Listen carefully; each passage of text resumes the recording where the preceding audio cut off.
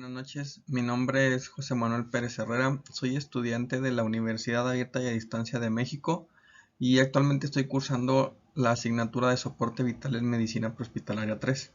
El día de hoy vamos a ver esta exposición como actividad del tema y vamos a revisar lo que son algunas urgencias médicas pediátricas. Los trastornos respiratorios son una gran preocupación en un paciente pediátrico. Es importante distinguir la causa probable de la dificultad respiratoria, ya sea una obstrucción de la vía aérea superior, una obstrucción de la vía aérea inferior o algún otro problema, pues como lo es la alteración del patrón respiratorio o enfermedad del tejido pulmonar. Cada una de ellas pues va a tener un manejo distinto. Y hablando específicamente de la obstrucción de la vía aérea, pues tenemos que definir o encontrar de forma precisa si es vía aérea superior o vía aérea inferior para poder dar el manejo adecuado. Laringotraqueitis es la primera alteración o patología que vamos a revisar. Es una enfermedad respiratoria aguda de inicio súbito, de presentaciones en edades pediátricas. Se caracteriza por tos traqueal, estridor laríngeo expiratorio y disfonía. Estos datos clínicos conforman la tríada que caracterizan esta enfermedad. La causa más común pues es un proceso infeccioso viral que produce tumefacción de la laringe y de la tráquea. Inicialmente el virus se aloja e infecta lo que es la nariz y garganta y después se extiende a lo que es la laringe y la tráquea en la vía respiratoria inferior. Algunas de las manifestaciones que vamos a encontrar en esta patología pues es fiebre ligera ronquera, tos constante, dificultad para respirar, lo que es la disnea, inquietud, palidez y cianosis.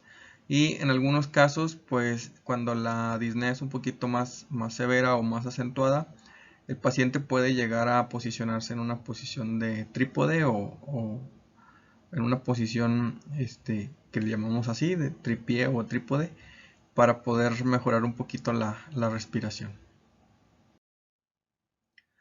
En el manejo prehospitalario, bueno, aquí lo voy a mencionar de manera inicial y en las siguientes pues ya no lo voy a mencionar tan seguido para no alargar tanto el video. Siempre en toda patología y en toda atención, ya sea clínica o de trauma, tenemos que llevar a cabo lo que es una evaluación inicial, la evaluación primaria, secundaria. Y en este caso agregamos el triángulo de la evaluación pediátrica, dado que estamos ahorita enfocados en pacientes de esta edad. Entonces, bueno, después de lo que es el triángulo de la evaluación inicial, primaria y secundaria, hay que evaluar y manejar lo que es la vía aérea, oxigenación si es necesario, dependiendo de la saturación presente en ese momento. Se considera el uso de fármacos dependiendo de la severidad de la obstrucción de la vía aérea o de la disnea. Y determinar la prioridad del traslado, si puede trasladarse de forma controlada a una consulta por urgencias o bien si es necesario primer contacto por urgencias por una severidad más acentuada. Epiglotitis es una enfermedad frecuente en pacientes pediátricos que causa inflamación de la epiglotis y obstrucción parcial de la vía aérea, causada por una infección o un proceso infeccioso bacteriano. El cuadro clínico que normalmente se presenta pues puede ser desde una deglución dolorosa, fiebre alta de inicio súbito, cianosis y palidez generalizada, y en algunos casos pues el paciente se posiciona en una posición de trípode, se puede llegar a sentar en caso de que esté acostado, para tratar de mejorar un poquito la respiración. El manejo prehospitalario después de la evaluación pues es reconocimiento o evaluación de la dificultad respiratoria. La disnea es un estado anormal de la frecuencia y del esfuerzo respiratorio. Esta clasificación o esta definición la podemos encontrar en el Manual de Soporte Vital Avanzado Pediátrico en la edición de 2015. Hay que hacer un monitoreo cardíaco y respiratorio si consideramos que es necesario, y estar valorando de forma frecuente la frecuencia cardíaca, frecuencia respiratoria y la oximetría de pulso. Hay que identificar y manejar de forma eficiente la hipoxia, administrar oxígeno suplementario, dejar que el niño se coloque en una posición cómoda, aspirar nariz y boca si es necesario, si identificamos algún tipo de secreción o flema, disminuir la tumefacción de la vía aérea con medicamento si consideramos que es necesario, si por ahí vemos que la obstrucción es algo importante o puede llegar a ser algo grave. Hay que minimizar la agitación. Entre más tranquilo y controlado esté el paciente, pues va a requerir una demanda menor de oxígeno, por lo que puede darse un manejo un poquito más tranquilo y eficiente. Considerar si es necesario un dispositivo avanzado para la vía aérea. Valorar la necesidad de un método quirúrgico para el manejo avanzado de la vía aérea. En caso de que sea un caso ya extremo de gravedad, pues hay que solicitar el apoyo adecuado para poder hacer la intervención de manera segura. Un lactante o un niño con obstrucción de la vía aérea superior por edema tisular o tejido sobrante puede mejorar solamente con la ventilación no invasiva a presión positiva. PALS 2015, soporte vital avanzado pediátrico. Bronquiolitis es una infección respiratoria aguda que ocurre con mayor frecuencia en los meses de otoño e invierno y afecta sobre todo a los menores de 1 año.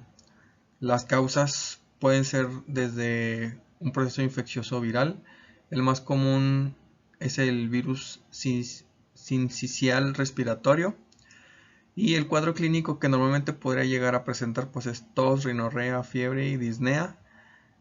En la exploración se destacará lo que es la taquipnea, tiraje intercostal o uso de músculos accesorios de la respiración. El manejo prehospitalario, pues vamos por ahí de forma inicial con lo que es la evaluación del paciente. Las medidas específicas para el manejo de la bronquiolitis pues va desde realizar una aspiración oral o nasal si es necesario.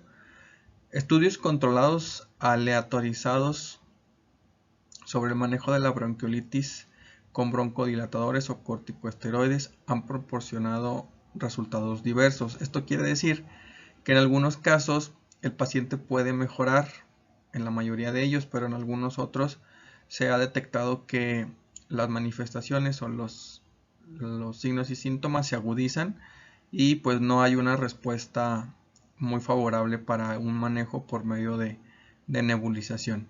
Entonces pues se recomienda sí hacerlo de manera inicial, pero si no se detecta una mejoría, pues se detiene el tratamiento y se procede a administrar oxígeno dependiendo de la saturación para poder favorecer ahí una buena oximetría. La neumonía es una infección aguda del parénquima pulmonar causado por agentes bacterianos y no bacterianos. En este caso pues puede ser viral o bacterias. Como causa frecuente de atención ambulatoria y hospitalaria. La identificación del agente infeccioso de la neumonía normalmente se logra en un 40-60% de los casos. En un gran número de casos el patógeno causal es desconocido. El más frecuente pues es el Streptococcus pneumoniae en una incidencia de un 20 a un 65%. En algunos otros casos pues pueden ser otro tipo de patógenos como el virus de la influenza A, bacilos gram negativos y algunos otros que están aquí enlistados. La clasificación de la neumonía pues va desde la facilidad del manejo, que puede ser algún manejo ambulatorio y normalmente pues aquí se señala lo que es los patógenos que la causan, o puede ser una neumonía intrahospitalaria donde pues ya tiene ahí otro tipo de patógenos como causa base, y además podemos clasificar la neumonía según las manifestaciones clínicas y el patógeno en neumonía típica o atípica según la presentación del caso. El manejo prehospitalario, reconocimiento de la dificultad respiratoria, administración de oxígeno según sea necesario, hay que valorar lo que es el esfuerzo respiratorio, signos vitales, monitoreo cardíaco, oximetría, control térmico si es necesario, dado que si es un proceso infeccioso puede llegar a haber por ahí un incremento de la temperatura corporal. Hay que administrar oxígeno suplementario si la saturación o la oximetría es menor al 94%. Emergencias metabólicas y endocrinas.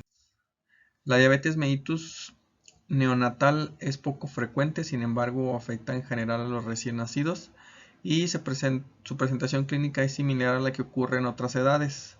No varía tanto la fisiopatología. La diferencia importante es que estos neonatos rara vez presentan cetosis y pueden presentar de forma transitoria, desapareciendo después de la etapa neonatal. Esto quiere decir que pues dura por ahí entre las primeras horas de vida hasta los 28 días, que se considera lo que es la etapa neonatal, y después de eso la mayoría de las veces se controla. La diabetes se puede clasificar en diabetes tipo 1 o tipo 2 dependiendo de la necesidad o el requerimiento de insulina vía parenteral. Igual pues hay otra clasificación hablando de diabetes, pero pues ya sería de otro tipo de paciente, como lo es la mujer gestante, que entraría en la categoría o clasificación de diabetes gestacional. Pero pues aquí estamos hablando específicamente de pacientes pediátricos. La causa de hiperglucemia neonatal ocurre en prematures muy pequeños, por lo general con un peso menor a 1,5 kg, y esto pues es básicamente porque a esa edad pues hay dificultad por parte del pediátrico para la autorregulación de la glucosa. Algunas otras causas pueden llegar a ser la sepsis, debido a que pues, por la generación de catecolaminas, estas tienen un efecto variado en el cuerpo y genera pues por ahí alteraciones que pueden llegar a dificultar la regulación de la glucosa por parte del menor. La diabetes neonatal es poco frecuente, sin embargo afecta en general a los recién nacidos y su presentación clínica es similar a la que ocurre en otras edades. La diferencia importante es que estos neonatos rara vez presentan cetosis y puede presentarse de forma transitoria después de la etapa neonatal. Esto ya lo habíamos mencionado en diapositivas anteriores. Manejo prehospitalario, evaluación inicial, identificar peligros para la vida. Hay que valorar pues ahí los niveles de glucosa, considerar la regulación por medio de infusiones de insulina si es necesario, realizar el historial sample con énfasis en signos vitales y antecedentes, y pues aquí el punto número 3 ya mencionado, la regulación de la glucosa. Cetoacidosis diabética es la causa más importante de mortalidad en niños diabéticos. Suele manifestarse en los niños con diabetes tipo 1 de nuevo diagnóstico. En los diabéticos establecidos suele ocurrir durante una enfermedad febril intercurrente o como consecuencia de no seguir el tratamiento adecuado. El tratamiento indicado de manera adecuada. La cetoacidosis diabética se debe a una deficiencia de insulina que provoca hiperglucemia, diuresis osmótica, deshidratación hiperosmolar, lipólisis, cetosis y acidosis. Puede definirse en pocas palabras como la combinación de lo que es hiperglucemia, una cetosis y cetonuria, una acidosis con un pH menor a 7.3 y bicarbonato con un parámetro menor a 15, deshidratación tan severa que puede llegar a un estado de shock. Tratamiento prehospitalario. Este manejo comienza con la valoración rápida, reanimación, aporte meticuloso de líquidos y electrolitos y una infusión de insulina. Como en todas las urgencias médicas, pues obviamente la valoración de la vía respiratoria, el aparato circulatorio, pues es vital. Debe registrarse la respiración cetósica en caso de que esté presente, el grado de taquipnea y de la dificultad respiratoria. También se valora lo que es la intensidad del shock o de la deshidratación. Se observa el nivel inicial de conciencia y se inicia la exploración neurológica cada hora. También es importante buscar un foco infeccioso y descartar una sepsis. El estado hiperosmolar hiperglucémico no cetósico se define como la presencia de glucosa superior a 600 miligramos por decilitro con una osmolaridad superior a 330 miliosmoles por litro o sobre litro sin hallazgos de cetonuria ni acidosis. Es una entidad rara en la población pediátrica, pero pues ahí hay un estado no tan despreciable de la morbilidad. Es una complicación metabólica de la diabetes caracterizada por hiperglucemia grave, deshidratación extrema, hiperosmolaridad del plasma y alteración del nivel de conciencia. Normalmente las manifestaciones pues van a alteración del estado mental o de conciencia, deshidratación e hiperglucemia. En el manejo prehospitalario hay que identificar peligros inmediatos para la vida, realizar el historial sample con énfasis en los signos vitales y antecedentes, control o regulación de la glucosa mediante infusión de insulina si es que es necesario o si se considera. Hay que hidratar con soluciones cristaloides isotónicas. Emergencias neurológicas. Vamos a revisar lo que es el estado, la epilepsia y el estado epiléptico. La epilepsia infantil es una enfermedad crónica fruto de la descarga eléctrica anormal de las neuronas en la corteza cerebral. En general son de carácter benigno, transitorio y reversible. Un 70% de ellas aproximadamente se controlan con fármacos. El estado epiléptico se define como convulsiones continuas o convulsiones repetitivas y discontinuas con alteración de la conciencia en el periodo interictal. Para cumplir con la definición, la duración aceptable o aceptada de la actividad convulsiva debe ser de entre 15 y 30 minutos. Pero una definición más práctica es cualquier situación que requiera del uso de medicamentos anticonvulsivos que en un estado epiléptico convulsivo general, esto casi siempre es cuando las convulsiones duran más de 5 minutos. Signos y síntomas del estado epiléptico: crisis continuas o recidivantes que duran más de 30 minutos sin que el paciente recupere el conocimiento, o bien 5 minutos de crisis continuas o al menos 2 crisis continuas, distintas sin recuperación completa del conocimiento entre ellas. La clasificación del estado epiléptico de crisis convulsivas pues son crisis parciales simples sin alteración de la conciencia, crisis parciales complejas, crisis parciales que se convierten en crisis generalizadas, crisis de ausencia, mioclónicas, clónicas, tónicas, crisis tónico-clónicas, crisis atónicas. Manejo prehospitalario. Para ello, ante un niño con crisis convulsivas se establecen 3 líneas de actuación simultánea, siendo prioritarias y consistirá en, primero, apertura de la vía aérea y administración de oxígeno al 100% para asegurar una buena oxigenación cerebral. El objetivo será conseguir una saturación superior al 95%. La forma de administrarse pues va a ser mediante cánulas nasales o mascarillas según sea necesario. Cuando no sea posible asegurar una adecuada oxigenación y o ventilación, se procederá a la intubación endotraqueal. Se debe canalizar una y si es posible dos accesos venosos periféricos para la administración de fármacos y extracción de muestras sanguíneas.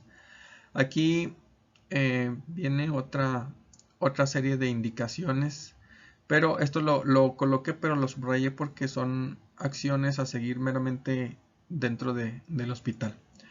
Hay que monitorear al paciente si es posible y pues por ahí estar valorando de forma continua los signos vitales. Fármacos recomendados para una crisis convulsiva. Inicialmente pues se recomienda el uso del diazepam. Si se dispone de una vía intravenosa, se podrá administrar vía rectal en una dosis de 0.5 a 0.7 miligramos por kilo. con una dosis máxima de 10 miligramos. Una segunda dosis, si el diazepam no dispone o no es efectivo, pues vamos con esta dosis a una dosis de 0.4 a 0.5 miligramos por kilo intranasal o sublingual, con una dosis máxima de 5 miligramos. Una tercera dosis o administración de ácido valproico con una dosis de administración de 20 a 30 miligramos por kilogramo de peso vía rectal. Dosis intravenosa del diazepam se puede administrar de 0.3 a 0.6 miligramos por kilo IV lento de 2 a 4 minutos. No es necesario diluirlo, si se diluye no pasa nada, pero de preferencia pues, se puede administrar de forma directa, teniendo una dosis máxima de 10 miligramos, y hay que considerar los riesgos, alteraciones, efectos secundarios o adversos del medicamento, como lo puede ser una depresión respiratoria. Para ello siempre tenemos que tener por ahí ya previsto cualquier tipo de efecto secundario y tener todo lo necesario para un manejo de la vía aérea en caso de una depresión respiratoria. Laringoespasmo y broncoespasmo. En caso de que el diazepam no sea efectivo, se puede continuar con el uso de otro medicamento como la fenitoína, normalmente recomendada no antes de 5 minutos desde el inicio de la crisis y al menos 5 minutos después de haber usado la última dosis de diazepam. Aquí las bibliografías, las principales en las que yo me basé pues es Soporte Vital Avanzado Pediátrico, Harrison, Manual de Medicina de la edición número 18 del 2013, y pues las que vienen como complemento en el manual de la universidad pues son las que están aquí debajo. Bueno, pues eso es todo, espero haber cubierto todos los puntos, estamos ahí esperando la evaluación del docente. Muchas gracias.